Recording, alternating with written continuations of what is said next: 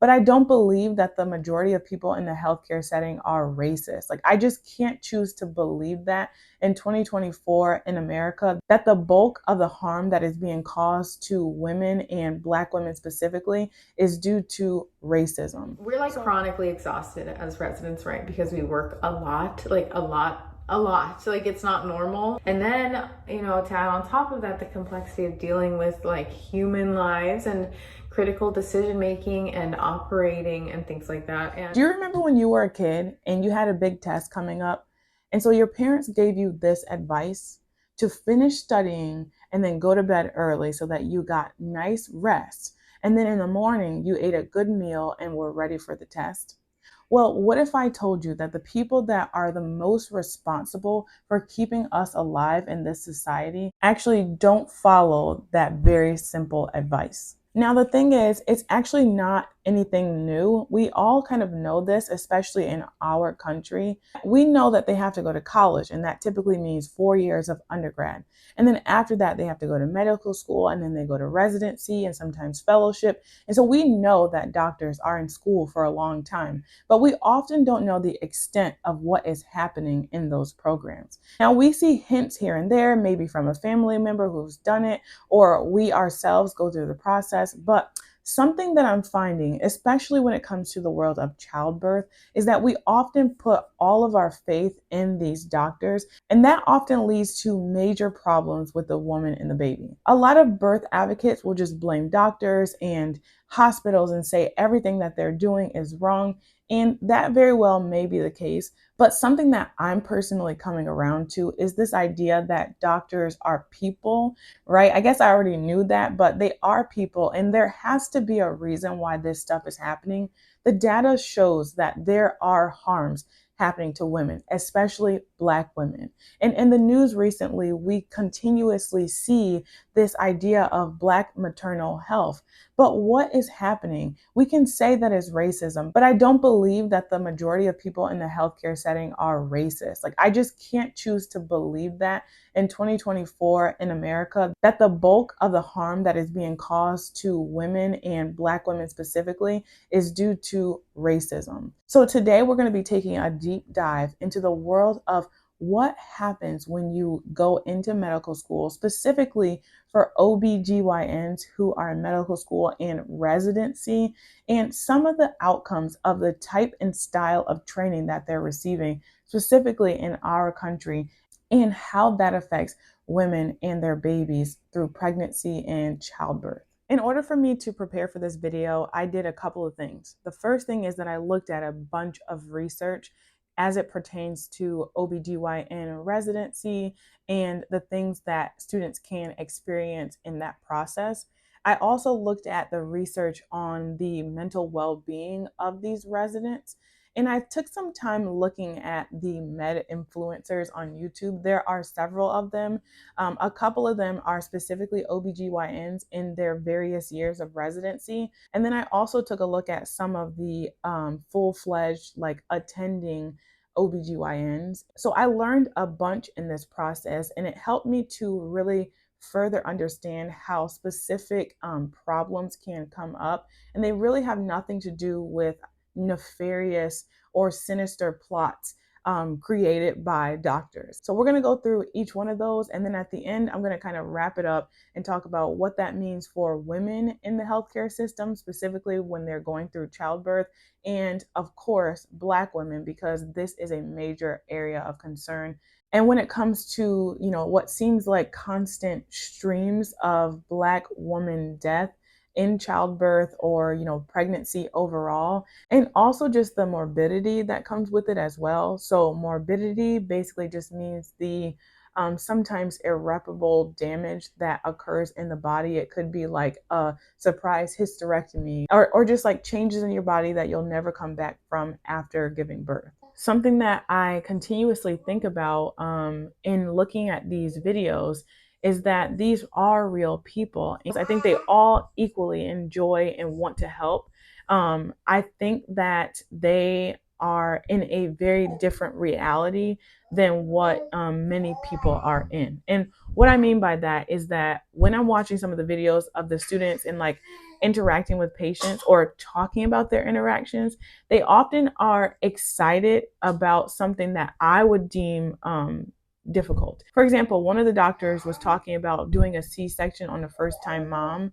I don't celebrate C-sections in general because I think they're overdone. I think the rate of C-section should be somewhere between like 5 and 10%. In most hospitals, it's at like 40%. Some of them are pushing like 50%. So that means that half of the patients in the hospital are getting C-sections.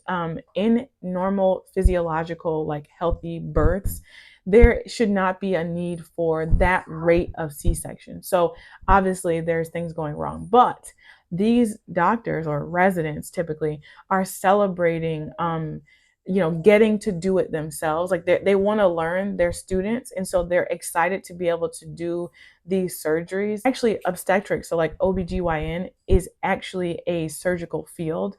So many of them say that they actually joined this field because they enjoy doing surgery. Like they like doing stuff with their hands. So they look forward to the surgeries. And one of them said that it was going to be an easy surgery because it was a first-time mother and she doesn't have the scar tissue that a repeat C-section would have. About to go in for the second C-section of the day. This one is a brand new mama. This is her first pregnancy, so it's going to be her first C-section as well. And so it should be easier. In the last one, it was a repeat C-section, so she had some scar tissue, but everything went fine. And the attending let me close the skin, and he said it was actually really good. And again, she means no harm in this, but for the general population, a woman who is going to give birth for the first time, I'm sure she's not necessarily planning to have a major abdominal surgery and not go through the natural process of giving birth vaginally. So just things like that where I can just tell that although they mean well, their reality is very different from our own, and that can cause many issues. So now from the beginning, and this is something that most people generally know, medical students already become sleep deprived and overwhelmed. It's something that happens right away. You can find plenty of videos where the med students are overwhelmed, they're nervous, they're anxious, they don't get any sleep. Once they start to go into the clinic and the hospital and get that hands-on experience, they're sometimes working 26 hours at a time while still doing their coursework. The burnout that they experience is extreme, and that is in the first 4 years of their training. They're drinking coffee left and right. I mean, there's this one video where I saw a girl had energy bars, like 2 of them that she packed per day, plus coffee that she drank just to stay awake for these long hours of work. As I said in the beginning, what do we know about this? Let's look at the data on this.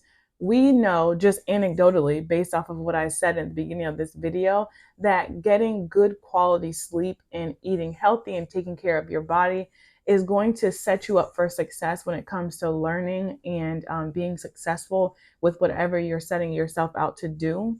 And we're already ignoring that. So let's take a look at some of the information around how sleep deprivation, for example, can impact performance and mental flexibility and problem solving and honestly mood. All right, so I'm on the Sleep Foundation website, and this graphic is actually pretty impactful. It says sleep plays a significant role in almost every system of the body. Insufficient sleep increases risk in all of these symptoms. Consequences of sleep deprivation include the following. We have mental health disorders, diabetes, obesity, pain, immunodeficiency. This one really stands out to me: impaired mental function. One of the most noticeable effects of sleep loss is cognitive impairment. As sleep depth grows, a person becomes less alert and may have difficulty multitasking. Reductions in attention may make a sleep-deprived person more prone to mistakes, increasing the risk of workplace and motor vehicle accident. Wow. Okay, like that doesn't get more clear how important sleep is. But something that really stood out to me was as the sleep debt grows. So we know that medical students are in school for sometimes 8 to 10 to 12 years. And throughout that time, especially in residency when they're doing a lot of hands-on procedures and working with actual patients. They are sometimes working 80 hours, having 28-hour shifts, just extreme sleep deprivation for sometimes years. And as that sleep debt grows, we're going to see more and more cognitive impairment. So it begs the question, how capable are these, specifically students? Because there are plenty of training hospitals in the country. I think there's like somewhere around 400 to 500 locations where there's actual medical students and residents working with patients in the country. So it just begs the question, like when they tell someone that they're safest in the hospital to deliver their baby, is that really true all the time? Even the most capable, intelligent, effective person without sleep is going to be prone to mistakes, prone to impaired judgment, perhaps slower if nothing else. And I want you guys to take a look at this video because it was something that stood out to me as alarming. So tired, you guys. I am so tired. Yeah, girl's really tired. I am so tired, you guys. I am so tired. I am very tired. I was so tired. I am so tired to the point where I do not feel well. Like I just feel sick, like nauseous and very lightheaded. I was like on the verge of passing out while I was delivering a patient, which was really scary. I really appreciate Rachel because she's giving a glimpse into this world that we really would never see if someone wasn't willing enough to kind of showcase this. So this is not an attack on her. I fully believe, based off of her videos that I've seen, that she really cares about her patients and she wants to do well. And she's just pushed to the max. Like, she says she's exhausted and tired all the time and she's trying her very best. And I think a lot of those residents out there are trying their best, but it's just an inhumane system. Sleep is obviously very important to us in our bodies. And so not having enough of it is really not good. I get it. Like if you're well rested, those are very easy things to do. But when you're really tired, it becomes a lot more difficult. Humans need to sleep. And this system is a place that they want us to go and give birth in. This is a system that's asking women and babies to put their entire lives in their hands. And yeah, it just scares me that this is a reality. That's more of the reasoning and cognitive ability side of how these residents and students are being impacted by their training program. But something else that's more insidious, and I think deserves more attention, is their mental well-being.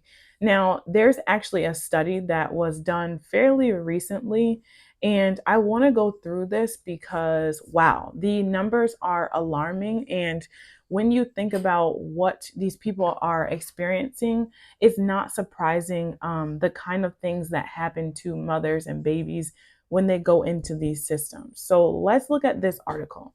It's called Obstetrics and Gynecology Resident Wellbeing, Findings from a National Survey. This was done by a Dr. Ford and colleagues. So purpose. The aim of this study is to explore the well-being of obstetrics and gynecology residents and determine whether patterns observed among trainees have persisted despite changes both within and outside of the clinical learning environment. Now, I won't go into, what they did. You guys can look it up on their own. But what they found is alarming to me. So of the 3,741 participants, the rate of burnout was 64%, almost 65%.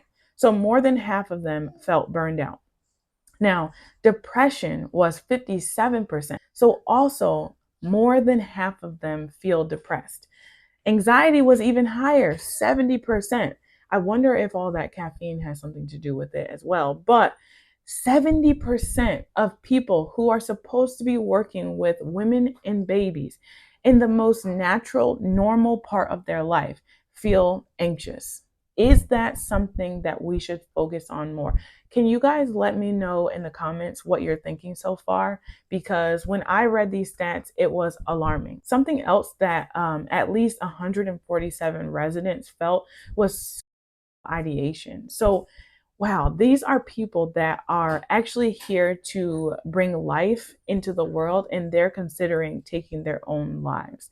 It's really unfortunate that residency training should be really optimized to focus on the residents learning their education, becoming the best possible attending physician that they can be. But money rules the world. Focusing on mental health is really, really a top priority, because if that isn't right, then everything else that follows is going to be compromised. Your ability to learn, and then depending on the severity, eventually all the way to compromising your care, right? So we should be caring a lot about this, because how doctors are doing directly influences how we as patients receive care, but systemic issues. I just found it to be mind-blowing. I mean, I have always been on the side of people who don't agree with the medical system. I had my baby at home without any medical care at all. And I don't necessarily advise that for everyone, but I was so fed up with the way that the system goes that I just didn't want to be a part of it at all.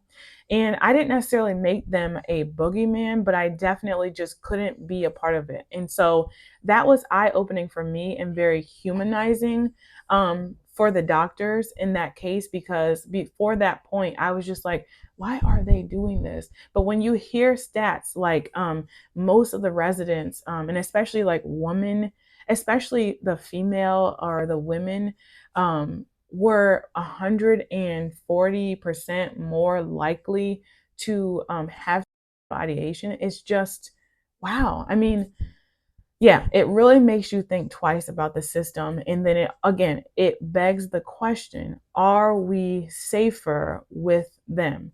Now, again, not taking away from their ability, how intelligent they are, the training and all that stuff.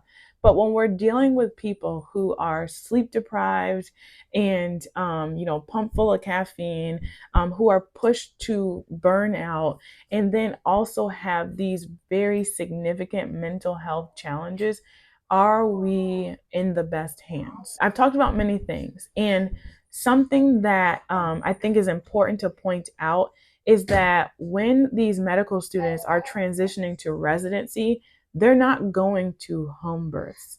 They're not doing birth centers. I mean, maybe some of them are, but they're only going into the hospital system to learn what birth looks like. So if the system is set up where birth is very medically managed, with things like Pitocin and inducing and, various medical interventions, they are not given an opportunity to learn what normal birth looks like without intervention. So if they go to a hospital where all of the doctors use heavy forms of intervention, well, they're just going to go and learn that, especially under the circumstances that they're under, sleep deprivation, all of these classes and tests and all this stuff that they're doing. Do you think that they're using any form of intuition? Are they using any clinical judgment, or are they just trying to do exactly what they've been told to do so that they can be successful in whoever's eyes that are grading them, right? Like, what are the chances that they're utilizing any